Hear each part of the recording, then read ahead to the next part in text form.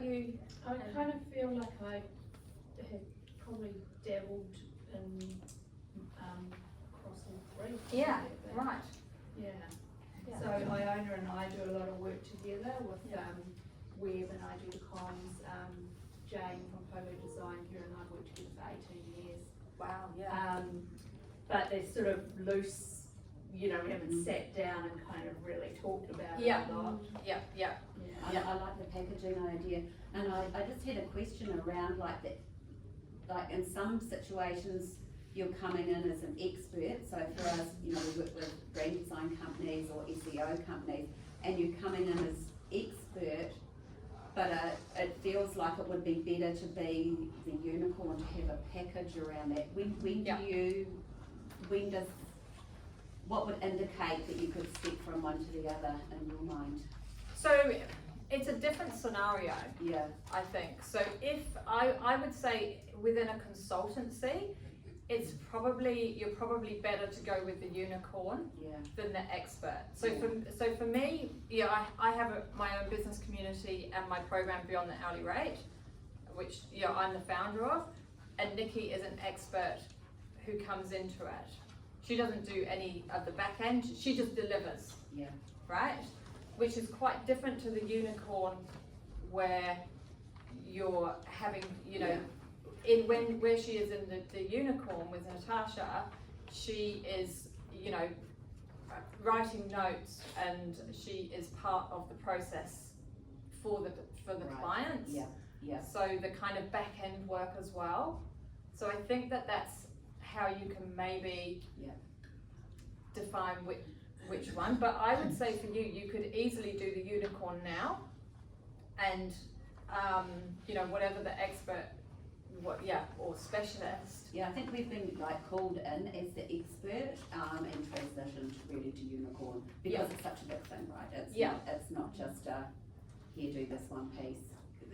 There's more ongoing, and you have to understand the strategy behind it to do your piece. Exactly. Exactly. Okay. And I think that's probably the difference, and where you're doing the kind of consulting, billable hours and figuring out the strategy, that kind of thing. Rather than just delivery. Okay. But I would definitely name it, and I think as well, doing that upfront work and making it official also makes both parties, it makes it kind of live, so that it's, lots of people were they think they're in a partnership with somebody, but nothing really happens. So, kind of actually having something official and putting that work in actually makes people go, okay, we've got to make, we've got to get our ROI on this, we've got to make this pay for itself, kind of thing. Okay, so success traits. So before you can think about having a strategic partnership of any kind, first of all, you need to really understand who your ideal client is and who it isn't. Because your partner is going to be advocating for you, and if you're not clear on where you do your best work or who your ideal client is, then it's really hard for them to, if you don't know, then they're definitely not going to know.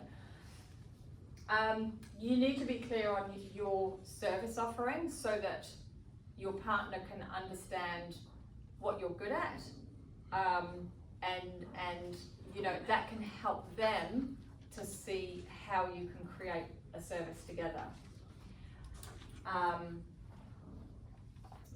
And then you need to have aligned values, so it's really important that you're on the same page, and that you kind of deal with the tricky questions up front, because you will inevitably at some point have a bit of a bumpy patch, and you need to have the foresight to already kind of think about how you're going to deal with that. And the other thing is having the clear processes so that everybody is on the same page. And if you, especially with the unicorn, if you're asking, actually even with all three of them, if a client is asking you something that you can't answer, then you've got a clear process of how it works, how the communication is going to work, especially in the unicorn. With the the saviour.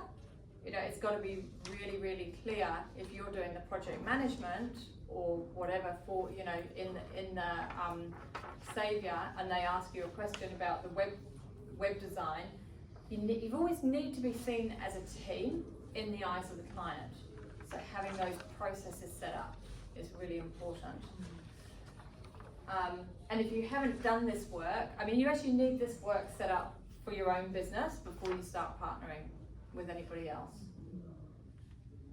Okay, now is your time. Don't feel like you know, you're not ready or you need to be more established. Now is actually a great time, especially as things are tightening up in the economy. You know, people still need the work done, and whilst they may have gone to a mid-sized agency before, if they can hire, you know, you and another professional, and you have this service offering, then, and they're going to get the same delivery, they're going to cut a lot of costs from, you know, going to a mid-sized agency. So the money is still out there. It's just moving differently than it was before. So don't feel like, you know, you've got to be bigger, or you've got to be more or something. You know, now is a great time to be doing this strategy. And it can actually be your whole strategy. So like my husband has an engineering company, he's a structural engineer. He doesn't have a website, he doesn't do anything on socials, he doesn't do anything. I mean, he works, but he doesn't do any marketing, I mean. But he has these great strategic partnerships, and they just feed him work, okay? And so, and he actually had that, because he had a good network, he actually had that from the outset. So, you know, don't feel like you've got to get to a certain point before you can do this.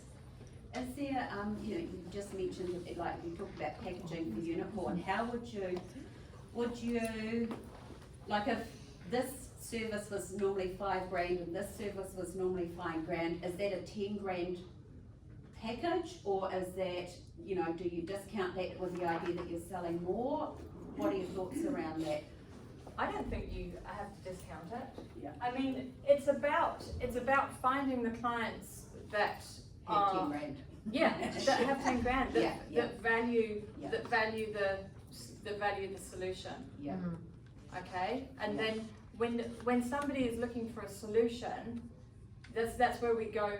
You know, come out of hourly rate and create value packages, so they're actually looking for, you know, what is going to be a solution, and it's just the one price.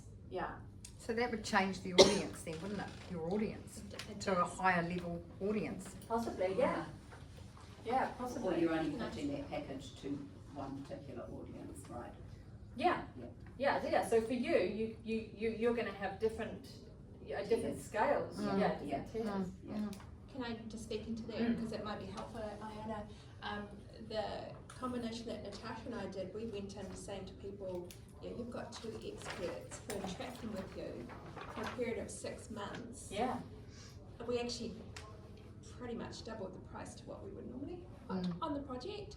And we, as we did it, but the person, the business accepted it, and we were able to deliver a really good product, and we're able to cover each other's backs. Yeah. Because there were times, personally, in our own lives, where stuff was going on, where it's like, well, I'll jump in. So it was, it wasn't perfect. There was a stack of work behind the scenes, because we want to template it going forward and not recreate this whole thing again. Yeah. But it gave us confidence that we can go to a bigger business next time and go, hey, we've got this thing. Yeah. Yeah. So I would up it rather than down it. Okay. Yeah. Thank you. Just go bold. Mm. They turn you down, they turn you down. Yeah. Yes. We've got a partnership, but I'm not sure how to kind of label it. So we do blinds and shutters. Yeah. One of the products we do is honeycomb blinds, which is really good for insulating. So we went to Sustainability Trust in Wellington. So they go to anyone can call them, it's a free service, and they'll get into people's homes and they'll go, oh, you need insulation up the top, you need honeycomb blinds in your windows, and blah, blah, blah. And so they will now refer anyone that needs honeycomb blinds to us. Yeah. In return, we will give them a percentage, so how does, I wasn't sure on. Oh, we also plug Sustainability Trust on all our socials and stuff, so Yeah. so if we go into a home and we're taking off old curtains, we will give it to the Sustainability Trust, to the curtain bank, and then they'll reuse it, so we're kind of just recycling, reusing as Yeah. well. But I'm not That's good. sure if it's a unicorn, a saviour, or expert, I don't know. Yeah.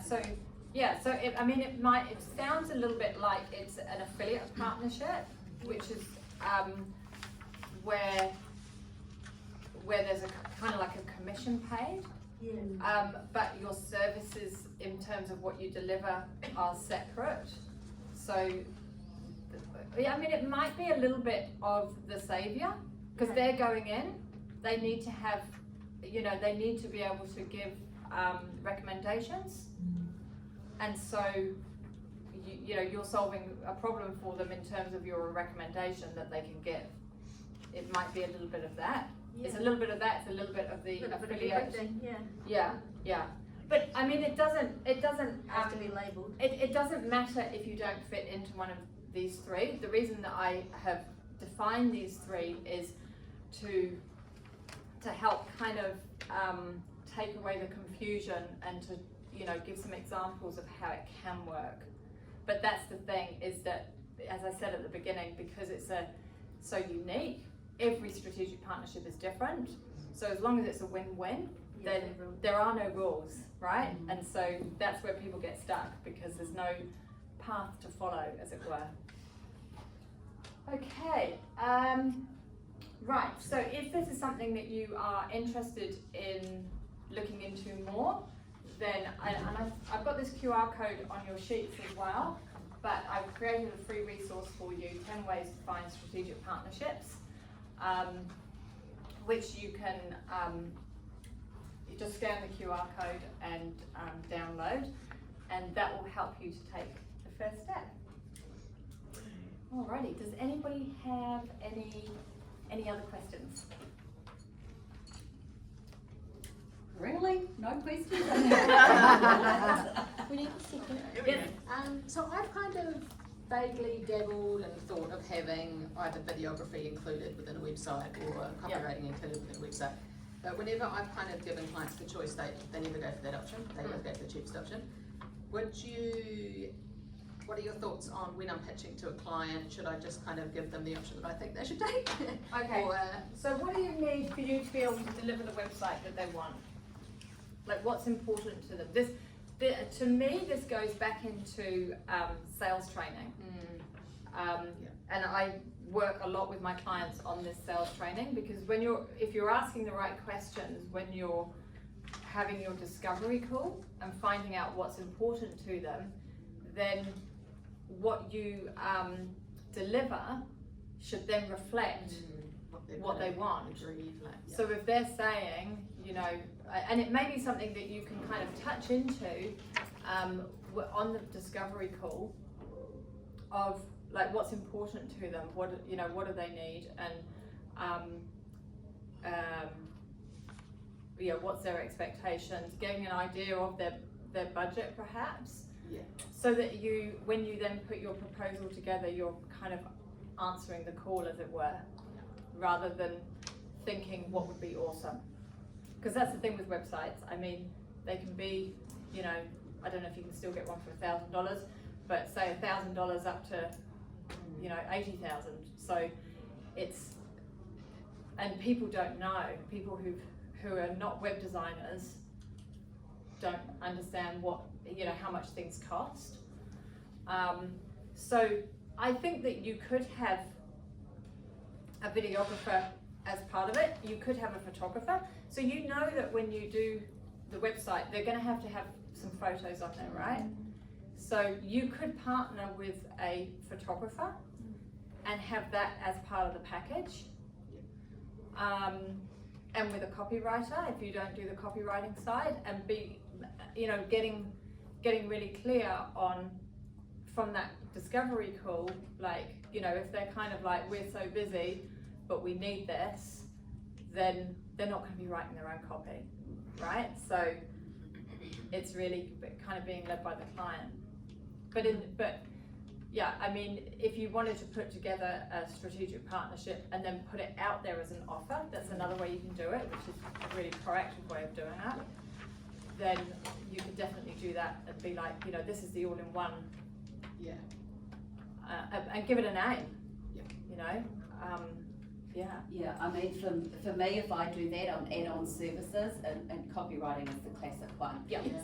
Given the option, people go, oh no, I can write it myself. Yeah. They can never write it themselves. Yeah. You know, they just can never. So even if they don't do that, you're always editing on top of all of that. So And that's all, and then that's work and time that you haven't necessarily factored in because they were going to do it themselves, or they say that they're going to do it themselves, but they don't actually understand What's involved? what goes into it. They don't get yeah, around to it. SEO setup was a very key one for me. Like when I first, in part of my journey, it was like, oh well, we'll do this because it is quite a lot of time because it's a, you know, a significant amount of time. So I always added that as an optional extra. Yeah. Nobody wanted it. Yeah. And it's like, this isn't really optional. Your website won't work without it. So I just increased my cost and I took it off as an optional extra, and it's just part of it, and no one questioned it. Exactly, And, isn't that and so interesting? when it's part of it, and as you say, you position it with, all the copy will be done, you know, I know that you're short of time, so we can do this, we have an expert, we can do this, this is the package, it will arrive within this amount of time, because you can now be sure of that time, because you're not waiting for the content. So I think you can have a strong package, but, you know, there are people that are budget conscious that, you know, if it's gone from here to here, that's not going to fly. So I think it is about what package suits what person. It's a bit like that, you know, if you're going to do it yourself, it's going to cost more. Yeah. Oh yeah. I'm going to charge you more. Yeah. And it may not work. Yeah, So, yeah, but also just kind of understanding that it's really hard. Like they're coming to you because you're the expert, because they don't know how to create a website.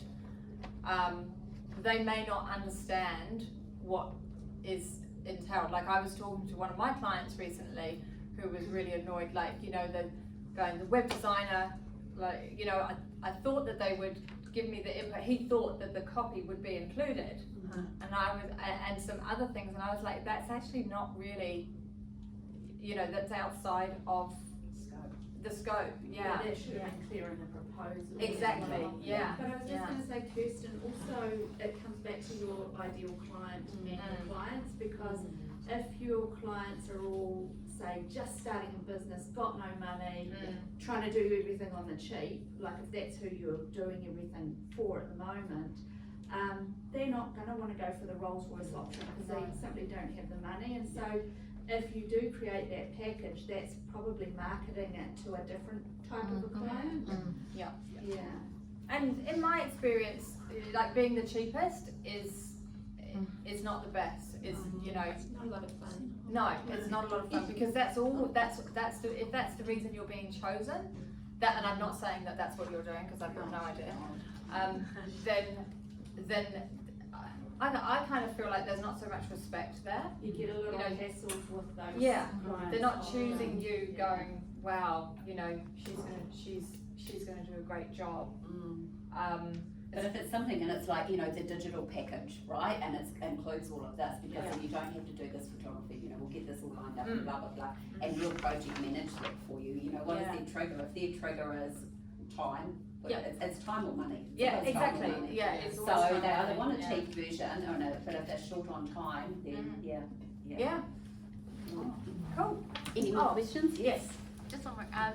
So talking about like starting a new strategic partnership, do you have any like ways that you like low risk ways to test it before putting out and pitching to like a really formal client? Yeah. So I think starting with a collaboration, so a short-term project, is a good way to start, because then you can see what your working style is like together.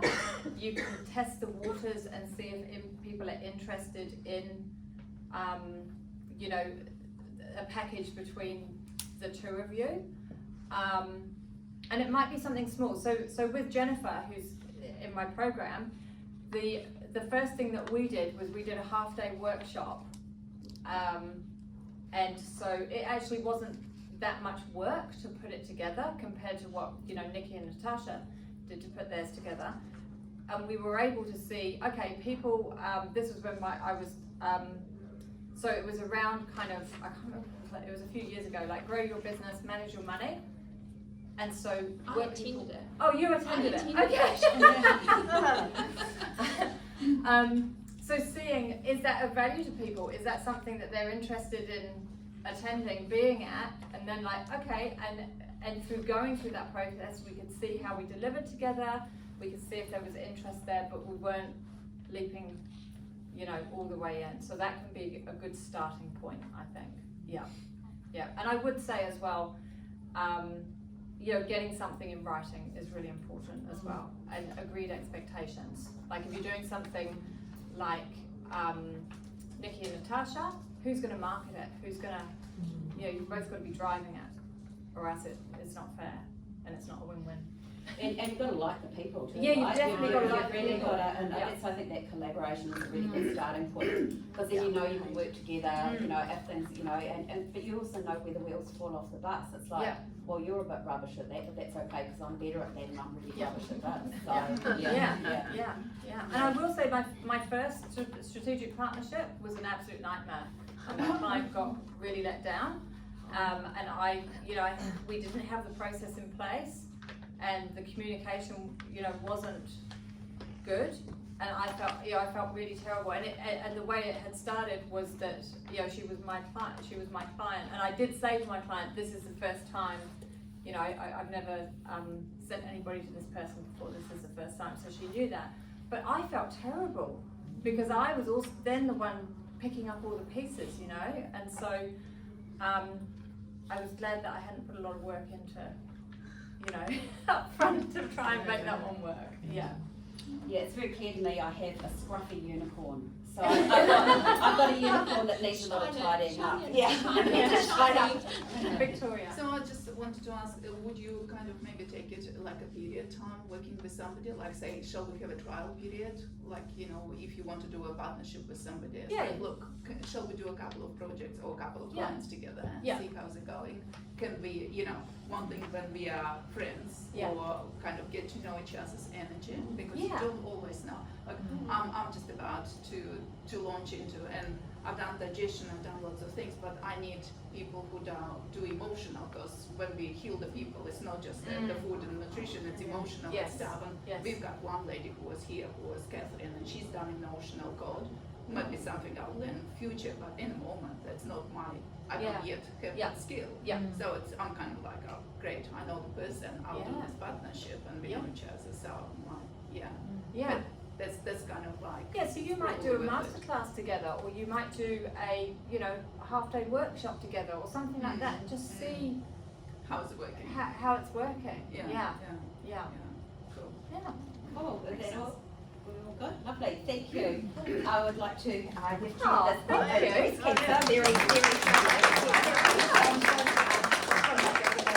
so we get to give you and they get to get money, so great. Thank you so much. Thank you. Right, I have